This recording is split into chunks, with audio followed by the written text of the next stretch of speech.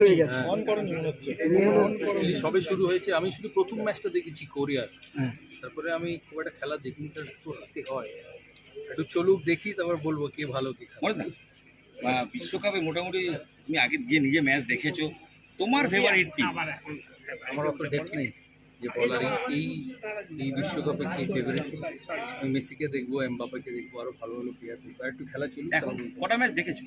একটা, তাও ফুল নয়, হাফ। এত রাতে হয়, রাত 1:30 2:00 সময়।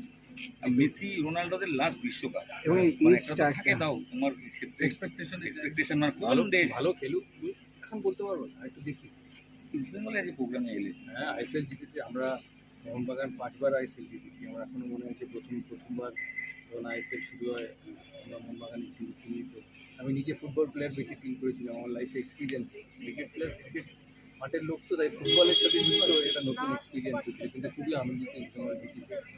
ওরা অনেক পরে আইএসএল খেলা শুরু করেছে। আশা করি এই জিত তাদের ভবিষ্যতে আরও প্রস্তুত করার জন্য।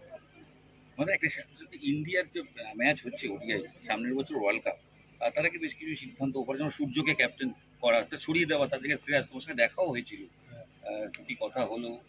এই নিয়ে কোনো কথা হয়নি। কথা হয়নি, ক্যাপ্টেন করেছে, সিলেক্ট করার জন্য অনেক শুভেচ্ছা।